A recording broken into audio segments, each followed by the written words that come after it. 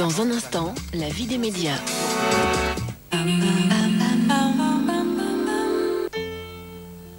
It's a god-awful small affair to the girl with the mousy hair, but her mommy is yelling no, and her daddy has told her to go. But the film is a sad thing for she's lived it 10 times or more. Demain, de plus en plus de choses seront disponibles sur Internet. Mais si personne n'est capable de vous les livrer, d'offrir les services pour concrétiser ces échanges, tout cela risque de rester virtuel. Ce que l'avenir vous promet, la Poste vous l'apporte.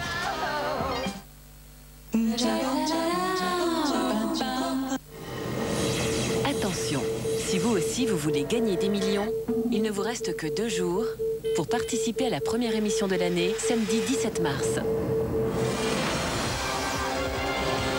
Alors appelez dès maintenant le 08 97 66 50 50 ou tapez 36 15 TF1.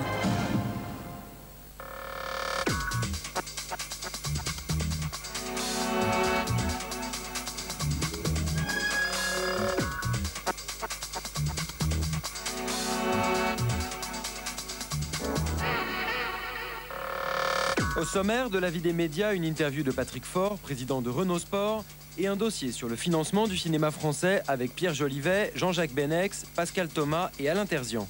Tout de suite, les brèves de la semaine. Première création d'Ogilvy pour la Fnac depuis le gain du budget, ce film est signé Bertrand Blier. Non mais attends, t'es sûr que t'as vraiment le droit d'écouter ça? Oui. C'est moi qui l'ai écrit. Ah ouais? Et alors? Ça te plaît? Pas mal. Surtout la qualité du son. C'est un baladeur MP3. Mais en même temps, c'est qu'un mode de compression. Oui, mais on peut télécharger. Sans s'acquitter les droits d'auteur, mais c'est un drame ça pour l'industrie. Mais quelle industrie? Et du disque. Ça c'est sûr, c'est fâcheux. Mais ça va s'arranger. C'est comme le net, tout ça se cherche. Ça va s'arranger, c'est mondial. Le 31e prix du Club des directeurs artistiques sera remis le 12 mars. Attribué par les patrons de la création des plus grandes agences de publicité, il récompense les meilleures affiches et films de l'année écoulée. Parmi les favoris cette année, Visual, Brandt, Mikado, Bocage ou encore Samsung ont de grandes chances de l'emporter. Après des années décevantes, le cinéma français connaît en ce moment une embellie. Mais celle-ci n'aurait pas été possible si les films français n'étaient pas largement aidés. Allô, cousin? La vérité, si je mens 2, 7 millions d'entrées. Le Pacte des loups, 4,5 millions d'entrées. Et Le Placard, 5 millions d'entrées. Depuis longtemps, le cinéma français n'avait pas été à pareille fête. L'an dernier, il avait seulement réalisé une part de marché de 26% dans les salles et on prédisait son déclin irréversible. Fais chier ce PD. Il y a eu très gros succès français, je ne parle pas de la valeur artistique intrinsèque des films, sur lequel là je sortirais mon joker. Mais en tout cas, on a des films français qui visiblement visent un jeune public et qu'on est en train de remplir une case que seuls les Américains remplissaient avant. Donc ça nous donne un surplus de spectateurs. Et c'est vrai qu'on peut se poser la question, qu'est-ce que va devenir un cinéma français plus intimiste, moins bien propulsé dans les salles? But I don't mind being touched by such a handsome guy. But... Fort de ce début d'année fracassant, le cinéma pense même retrouver les 40% de part de marché qu'il détenait encore il y a près de 10 ans. Mais d'où il sort celui-là? Un objectif difficile, car les prochaines sorties laissent présager un retour en force des films américains. Le succès des films français en salle est indispensable pour 2 raisons. Il permet d'alimenter les télévisions généralistes en films de prime time, comme en seconde partie de soirée. Ninja. Sans eux, les chaînes font appel aux rediffusions. Il justifie et légitime l'énorme système d'aide au cinéma, une particularité française plus connue sous le nom d'exception culturelle. C'est une longue chute que de passer du lit du roi au vôtre. Madame? Madame? C'est un système qui a ses avantages, c'est-à-dire qui permet quand même de donner des chances à un certain nombre de gens. Il a aussi les inconvénients de ces avantages, c'est que pour certains, c'est une forme de rente, mais pas pour tous. Alors on peut se poser la question, est-ce que les inconvénients sont plus lourds que les avantages? Voilà. Il faut aussi voir que si on fait 200 films en France, si on fait 600 films aux États-Unis, c'est-à-dire 3 fois plus, on ne voit en France qu'une faible partie de ce que les Américains fabriquent. Entre deux merdes, une française et une américaine, la merde américaine se vendra mieux. Ce mécanisme repose sur deux piliers, les quotas de diffusion et le compte de soutien au cinéma. La conjugaison des deux garantit au film un financement et une présence sur les antennes. Les chaînes sont obligées de diffuser 50% de films français et 60% de films européens, faute de quoi le CSA les sanctionne. Le compte de soutien est alimenté par plusieurs taxes. Une taxe de 3% sur le chiffre d'affaires des télévisions, une taxe de 11% perçue sur les billets des salles, une taxe sur les cassettes vidéo. Et la contribution obligatoire de Canal+, de 800 millions de francs, soit un total de 1,4 milliard de francs. Chaque fois que vous achetez un ticket pour voir un film français, le CNC a déjà versé 44,50 francs par entrée. Le défaut aussi aujourd'hui, c'est qu'on lie la qualité au succès. Dans le discours, dans le commentaire critique, même dans le discours critique, il y a toujours, on parle très très vite, le nombre d'entrées arrive, très vite le succès arrive. Si vous faites un commentaire critique sur un film, vous faites un commentaire critique sur un film. Il ne doit même pas passer d'ailleurs non plus par j'aime ou j'aime pas, parce que ça c'est pas de la critique, c'est l'expression de son sentiment, mais c'est pas de la critique. Le commentaire critique maintenant passe pratiquement obligatoirement, et c'est par le nombre d'entrées, parce qu'on publie le box-office, parce que les journaux spécialisés se répandent dans la presse non spécialisée. L'appréciation du talent étant l'affaire de chacun, ces aides ne se justifient que si les films ont du succès. On estime en général qu'un film rencontre un public quand il obtient au moins 100 000 entrées. En 2000, 7 films ont fait plus de 1 million d'entrées, 46 plus de 100 000 entrées et 139 n'ont pas franchi cette barre des 100 000. Enfin, 21 films ont fait moins de 1000 entrées ou ne sont pas sortis en salle. Il y a une grosse marge d'erreur. Et la marge d'erreur, bizarrement, c'est la même pour le film américain ou pour le film français. Si vous me dites, il y a 150 films français dont 100 n'ont pas marché, eh bien je vais vous dire, il y a 700 films américains dont 500 n'ont pas marché. Ce qu'il faut, c'est à chaque fois qu'il y a échec, en tirer des enseignements, essayer de comprendre, et puis faire que la fois d'après, vous essayez de mieux réussir. Lui sort la pièce, la balance, que ça soit plus rapide, plus dans le ton. Voilà. Je pense que ça serait... Le cinéma américain ne reçoit pas d'aide, mais vit de son protectionnisme. Sans aide, le cinéma français pourrait, comme le cinéma italien, disparaître.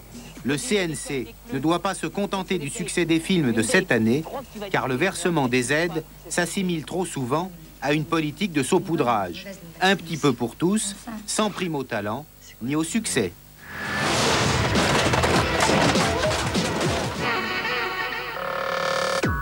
Bernie Ecclestone, l'homme qui a fait la Formule 1, a détenu pendant longtemps la totalité des droits télé. L'an dernier, il en a revendu la moitié à une entreprise EMTV qui a fait faillite. Léo Kirch, le patron des médias allemands, cherche à en profiter pour mettre la main sur cette épreuve. Mais les constructeurs unanimes s'opposent à cette solution. Avec l'annonce d'une alliance entre le groupe Kirch et EMTV, qui a acheté pour $1 milliard la moitié des droits de diffusion de la Formule 1, les constructeurs craignent que les courses ne soient diffusées que sur des chaînes payantes.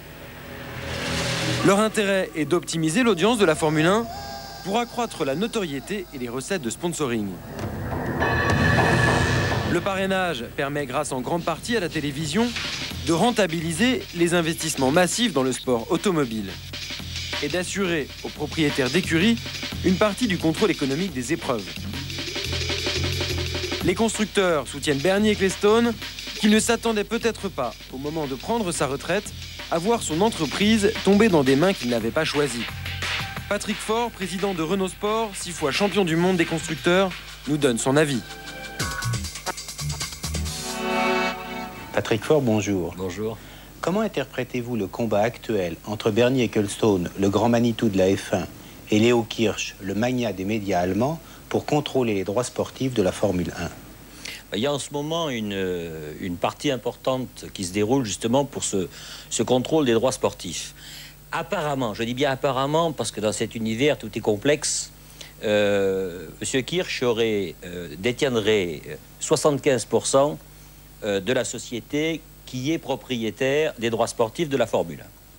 Je dis bien apparemment parce qu'ils ne sont pas payés pour le moment et que dans ces conditions, on est de l'ordre du juridique plus que dans l'ordre, à l'heure actuelle, de la réalité.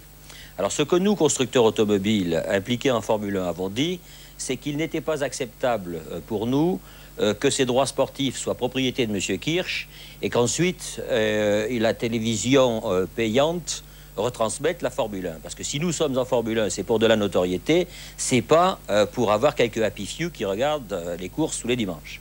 Après tout, ce sont les télévisions qui retransmettent les Grands Prix. Et elles le font avec un certain talent. Pourquoi elles ne seraient pas propriétaires des droits sportifs? Je vous rappelle que dans les textes mêmes de la Fédération internationale de l'automobile, qui originellement est propriétaire des droits, il est écrit qu'aucune télévision n'a le droit d'être propriétaire des droits dans la mesure où elle pourrait pénaliser les autres télévisions du monde entier.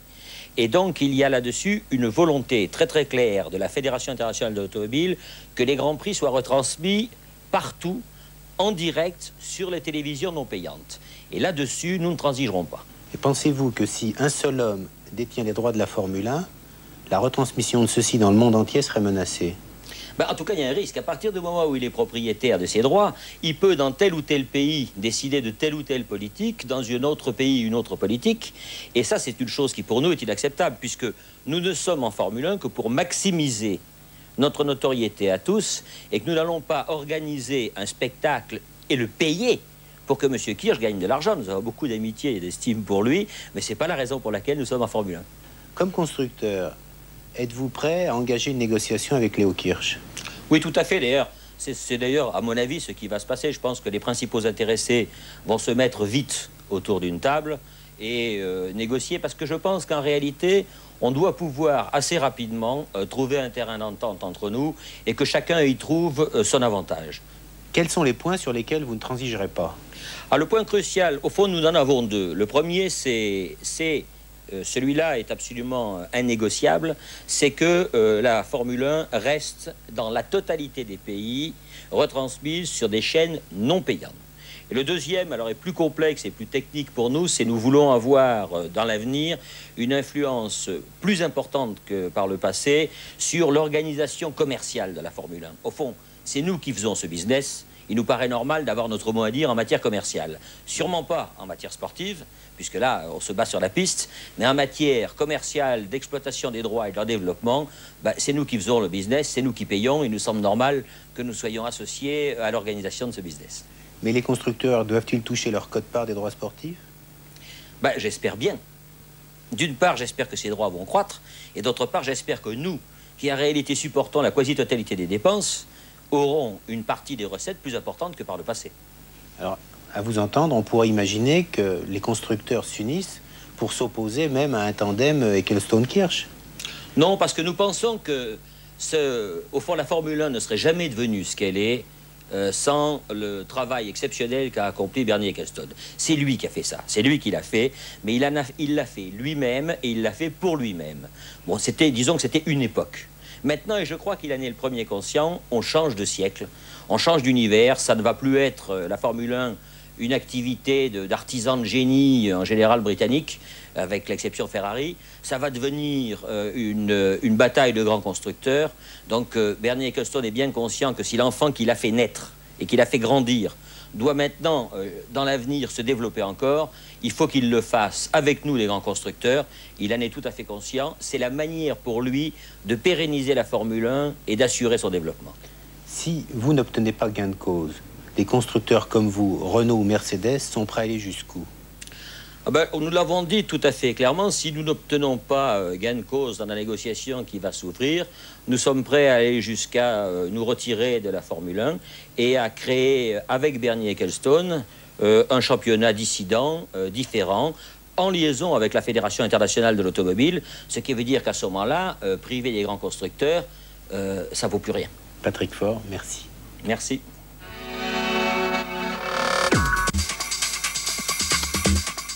L'audience de la presse magazine progresse de 1,4% en 2000, surtout grâce au mensuel. Parmi les plus fortes hausses, France Football, l'Équipe Magazine, Voici, Maison Bricolage ou encore Investir. Pour les News Magazine, l'Express arrive en tête des gains avec plus de 2,2% d'augmentation par rapport à 99.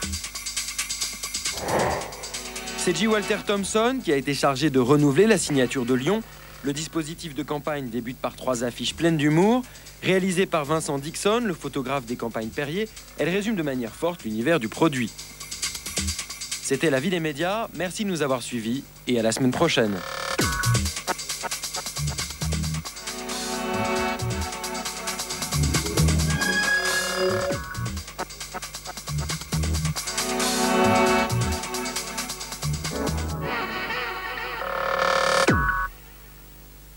Mardi, vous avez rendez-vous avec Christophe de Chavannes. Sous le ciel Montmardi, on aborde tous les sujets. Intense. On nous invite pour parler de notre derrière. C'est un problème de mentalité. Arrêtez. Non, mais vous ghettoisez vous-même. Mais non, au contraire. Polémique. C'est très choquant, vous faites de l'amalgame. Faut être honnête en même temps. Faut être honnête, là. Inventif. En train de point actuellement, le premier téléphone portable jetable. On donne le numéro à une fille et quand on en a marre que la fille appelle, on jette le téléphone. Formidable. Tonique. Le débat cette semaine, ils ne sont plus les mêmes. Par accident ou par choix, leur vie a basculé. Christophe de Chavannes reçoit Catherine Breillat, mardi à 23h05 sur TF1. Pendant le débat, réagissez en direct sur tf1.fr. Soyez inspirés en regardant les films dans les salles avec Siemens, téléphone mobile. Mercredi dans les salles, Stalingrad, un film de Jean-Jacques Hano avec Jude Law, Joseph Fiennes, Rachel Weisz, Bob Hoskins et Ed Harris. À l'automne 42, le jeune Vassili devient, grâce à son adresse au tir, un héros de la propagande russe pour défendre Stalingrad de l'envahisseur allemand. C'est tout le pays qui s'effondre. Je veux que nos gars résistent.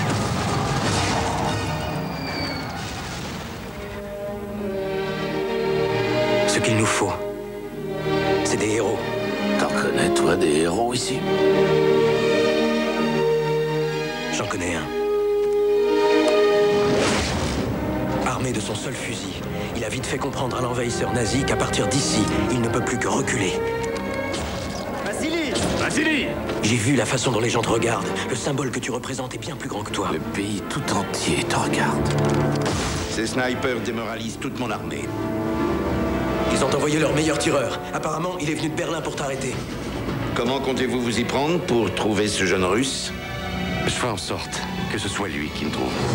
Prochainement dans les salles, L'art délicat de la séduction, un film de Richard Berry avec Patrick Timsit, Cécile de France et bien sûr Richard Berry. Soyez inspirés et retrouvez bientôt les films dans les salles avec Siemens, téléphone mobile. Les héritiers des grandes familles, c'est demain dans Y a pas photo. Ils viennent de partout pour s'inscrire dans l'une des plus prestigieuses écoles privées du monde, l'établissement Beau Soleil en Suisse. Françoise, gouvernante, éduque au quotidien les héritiers d'une riche famille d'aristocrates et nous dévoile les secrets de la vie de château. Il faut que je le dise. Sophie, noble et top modèle, avoue qu'elle oublie parfois ses bonnes manières. Je danse sur la table. Vous dansez sur la table? Les soirées sublimes du Gotha. Comment y être invité et comment y faire la fête tout en sachant se tenir. Les héritiers passent à la télé, il n'y a pas photo, demain à 22h40 sur TF1.